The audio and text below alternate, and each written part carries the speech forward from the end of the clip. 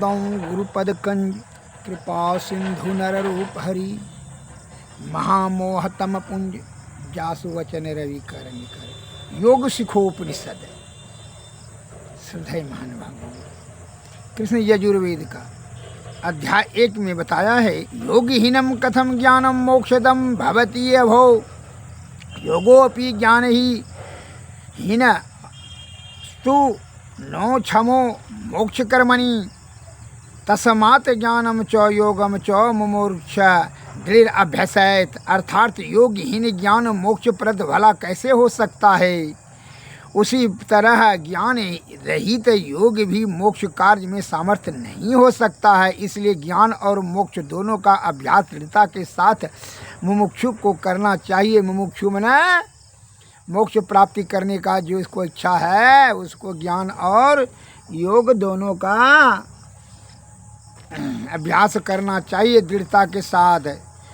नहीं तो जो है, चूँकि इसलिए मन और माया के सृष्टि में जब आया जीवात्मा, तो मन माया के कुसंगति में पड़ कर करके यह विषय आसक्त हो गया है। इंद्रिय सुख को अपना सुख समझ कर करके इसकी तृष्णा के लपेटे में चला आया है। उसका दुष्परिणाम यह होता है कि यह जन्म मरण के चक्कर में अधोगति में फंस कर करके अनेक प्रकार का दुख को भोगता है विषय की आसक्ति के कारण से। उदाहरण देते हैं, जैसे अगर यदि आपके मन में इच्छा है कि दारू पीना है तो आप पसीखाना चले जाते हैं, मधुशाला चले जाते हैं, दारू खाना चले जाते हैं।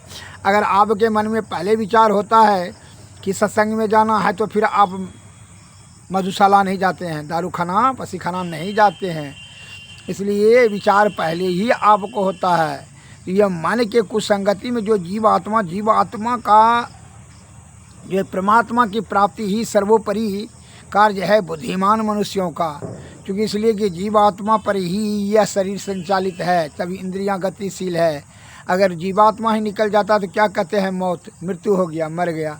तो जीवात्मा जो है मरने के समय जो है आपको आदत के कारण से, विषय की आसक्ति के कारण से वह क्या होता है कि वही भावना, वही विचार मन में उत्पन्न होता है उसे मरने के समय में, जो कि जन्म मरण के चक्कर में फंस कर करके अनेक प्रकार के रोग शोक संताप पाप ताप बुढ़प्पा काम क्रोध मद मोह लोभ ईर्षा तृष्णा ये सब के चक्कर में फंस करके अनेक दुख भोगता है जीवात्मा। अतः इसीलिए संत महात्मा लोग कहते हैं कि विषय के तू लपेटे में मत जा। इंद्रिय सुख को तृप्ति करने के लिए जो महामूर्खता कर रहा है, यह तृप्ति इसका नहीं होगा, इसमें तृष्णा और बढ़ते चला जाएगा।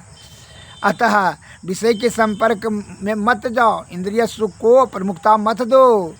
जो है जीवात्मा का सुख जो है होगा परमात्मा की प्राप्ति। चूँकि इसलिए कि यह मन और माया के कुछ चक्कर में फंस कर करके, जैसे सज्जन पुरुष चोरों के कुसंगति में वह दंड सहता है, उसी प्रकार यह जीवात्मा कर जो है फंस कर करके मन माया के चक्कर में यह ब्रह्म का रास्ता ही भूल गया है। यह 10वां द्वारा ही दरवाज़ा भूल गया, जो सुषुम्ना नाड़ी कहते हैं, भूल गया है।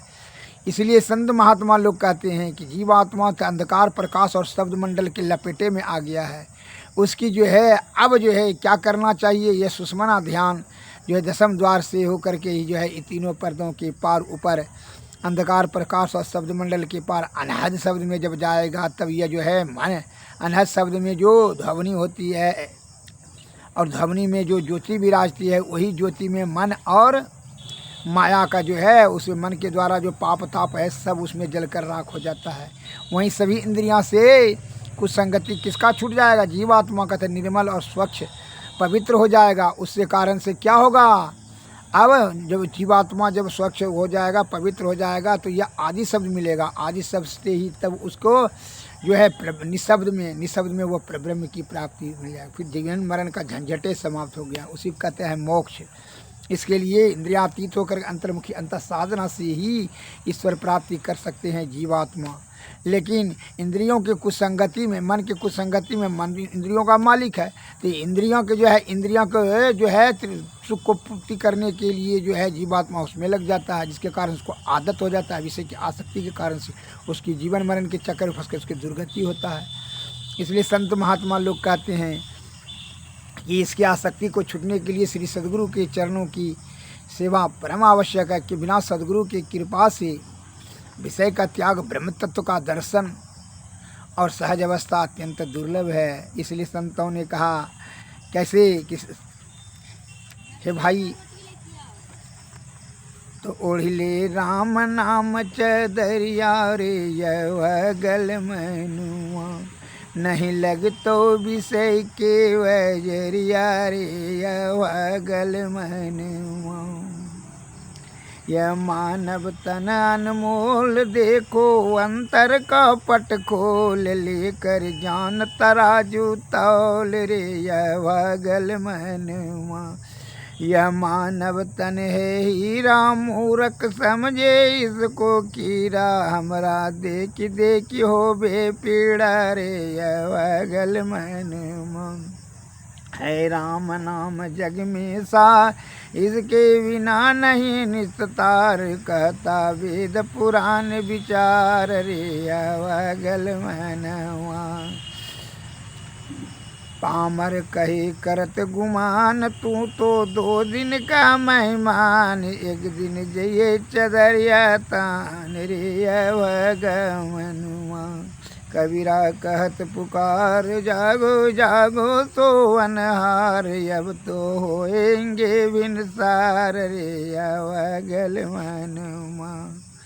ओढ़ले राम नाम चदरिया रे यवगल मनुआ। इस दोहे का तात्पर्य यह होता है कि राम नाम का जो है भक्ति कर ले, इसके कारण विषय का बैर आपको नहीं लगेगा। विषय बड़ी बलवती होता है। कैसे एक साधु जो है जंगल में तपस्या भजन करते थे, उनका शिष्य राजा साहब था। एक दिन राजमहल में गया, टहलते टहलते चला राजा शिष्य को दर्शन कर लें। वहाँ उसकी राजकुमारी ने खाना परोस कर खिला रही थी। उसकी राजकुमारी की सुंदरता देख कर वो मोहित हो गया साधु। वह कामाशक्त होकर करके वो राजकुमारी से कहता है कि तुमको जो है हम प्रेम करना चाहते हैं तुमसे, इसलिए तुम अगर यदि हमारा आज्ञा का पालन नहीं करेगी तो तुमको तुम्हारा राजपाट और राजा सबको जो है श्राप दे दूंगा, जिससे कि नष्ट भ्रष्ट हो जाएगा। तो राजकुमारी को जो है वो आत्मज्ञान कुछ प्राप्त हो चुकी थी, चूँकि इसलिए उसका माता पिता सत्संगी थे, इसलिए सतोगुण में होने के कारण से वह कहती है हाँ नहीं गुरुदेव, आपको श्राप कर देने की ज़रूरत नहीं है, मैं आपका इच्छा पूर्ति अवश्य करूँगी, लेकिन इसके लिए आप 7 दिन का समय दीजिए, अगला इतवार को आप आ जाइएगा, मैं तैयार हूँ। बिल्कुल ठीक है, लेकिन डेट उससे समय बेसी नहीं होना चाहिए, क्योंकि नहीं ना गुरुदेव आप आइए ना। वह राजकुमारी समझ लिया मने मन कि यह रूप रस गंध शब्द स्पर्श, यह रूप जाल में फंस गया, रूप देख करके मोहित हो गया, ये 50 वर्षों का तपस्या इसका छिन्न हो जाएगा। अतः जो है इसको अब जो है ज़रूरी है संभालने का। हमारे पिताजी का गुरु भटक जाएंगे, पथभ्रष्ट हो जाएंगे, चूँकि इसलिए विषय के संपर्क में जो आ गया इसीलिए यह कामासक्त हो गया। वह तीक्ष्ण जुलाब खा लिया, जिसके कारण से उल्टी दस्त शुरू हो गया, कफ खांसी ठांसी हो गया, सब चीज़ हो गया। जो है मैल मूत्र का पसीना जो है सब एकत्रित करके कुड़िया में रखते गई, और फिर बाद में जो है जब 8वां दिन हो गया, यह सूख करके काटा हो गई, चमड़ा झुलस गई, एकदम काली हो गई, क्योंकि इसलिए कि लगातार 8 दिन से तबीयत खराब रहा, मालूम पैखाना तखाना होते रहा, जिसके कारण से खांसी ठांसी भी होने लगा, सब चीज़ जो है रख दिया। महात्मा जी एतवार को आए, तड़तड़ करते हुए चले आए। जब सेविका तैयार थी, राजकुमारी की सेविका कहती है हाँ चलिए गुरुदेव, वहाँ राजकुमारी आपका प्रतीक्षा कर रही है उस भीतर महल में। तो ठीक है चलिए, उसी के पीछे पीछे जा रहे। वो जो है वह दासी ने वही रास्ते से ले जा रही थी जहाँ की मल मूत्र का पसीना राजकुमारी का कुड़िया में रखी थी, बदबू से भर गया। महात्मा जी का लगा, कहा कि अरे नाक फट जाएगा और कोई दूसरा रास्ता नहीं है क्या चाहिए, क्योंकि यही जो है मल मूत्र का पसीना है राजकुमारी का है। कह रहे यहाँ काहे रखते हो, चलो चलो तेज़ी से निकल कर वहाँ गए, राजकुमारी को देखा तो कहा अरे राजकुमारी कहाँ, ये तो कारी उल्टी कौन दूसरी लड़की है। क्योंकि नहीं महाराज,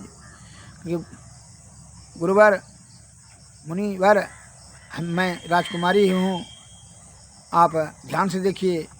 क्योंकि रूप तुम्हारा कहाँ है, क्योंकि रूप तो वही मल मूत्र कफ, जिस दिन से आप गए तो जो भमन दस्त, उल्टी, पैखाना, खांसी ठांसी हो गया, बुखार से पीड़ित हूँ। अब जो है उसी दिन से 8 दिन से हमरा जो है सब जो है, जिसके कारण से रूप हमरा तहस नहस हो गई। पैखाना पेशाब ये सब होने के कारण से और बुखार होने के कारण से, कफ पसीना होने के कारण से, इसलिए वो सब हम रखवा के रखे हैं। क्योंकि इसलिए कि गुरु महाराज तो पूछवे करेंगे। उसको यह बात सुन करके गुरु महाराज को आत्मा में ठेस लगा और ज्ञान हुआ और गोड़ पकड़ करके क्षमा मांगने लगा। जो है वो महात्मा जी ने, साधु ने, और कहने लगा कि बेटी तुम जो है हमारा गुरु के योग हो, इसलिए तुम हमारा 50 वर्षों का तपस्या भ्रष्ट होने से तू बचा लिया। तुमको सही, तुम आत्मज्ञानी हो, सही राजा का जो है सही संस्कारी और आत्मज्ञानी पुत्री हो, धर्म प्रेमी हो, अतः मैं आपसे आज से मैं तुमको गुरु मान लिया। मेरा मन करता है आँख फोड़ लें, लेकिन नहीं गुरुदेव, ये दूसरा गलती मत कीजिए। आँख का इसमें गलती नहीं है, नाक का कान का गलती नहीं है, जी का गलती नहीं है। आप अपने मन को ही नियंत्रण कर लीजिए। इसके लिए आप ध्यान सतत करें, तपस्या, पूजा पाठ सब करने से कुछ नहीं होगा। आप सतत ध्यान करते रहें, जिसके कारण से आप, इसलिए संत महात्मा लोग कहते हैं ध्यानाभ्यास करो सद सदहि, चातक दृष्टि बनाई हो, लखत लखत छवि बिंदु प्रभु की, ज्योति मंडल धसिधाई हो। हे गुरुदेव, हे महात्मन, आप जो है मुनिवर ध्यान करते रहें। इसके कारण से आपको जब यह तीनों पर्दों के पार अंधकार प्रकाश और शब्द मंडल के अनाहत शब्द में जब प्राप्त हो जाएगा, तो उसमें जो है शब्द में जो ध्वनि होती है, ध्वनि में जो ज्योति विराजती है, उसी में मन माया लीन हो जाएगा। ये दशम द्वार होकर के ही आप आदि शब्द प्राप्त करें, आदि शब्द से निशब्द ब्रह्मण की प्राप्ति होगी। अतः आप सतत ध्यान करें, तपस्या पूजा पाठ कुछ से होने से नहीं होगा। इसलिए विषय के संपर्क में जाते हैं तो विषय आपकी उत्तेजित हो जाता है। रूप रस गंध शब्द स्पर्श आपको लपेटे में चले आते हैं। अतः इसके लिए सदगुरु के शरण में जाएं।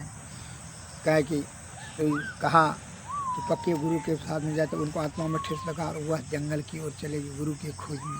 इसलिए कहते हैं गुरु भक्ति की महिमा पर निगरा क्या जानी, गुरु की भक्ति अति है जीनी जैसे मकरी की तार, गुरु भक्ति की महिमा पर निगरा क्या।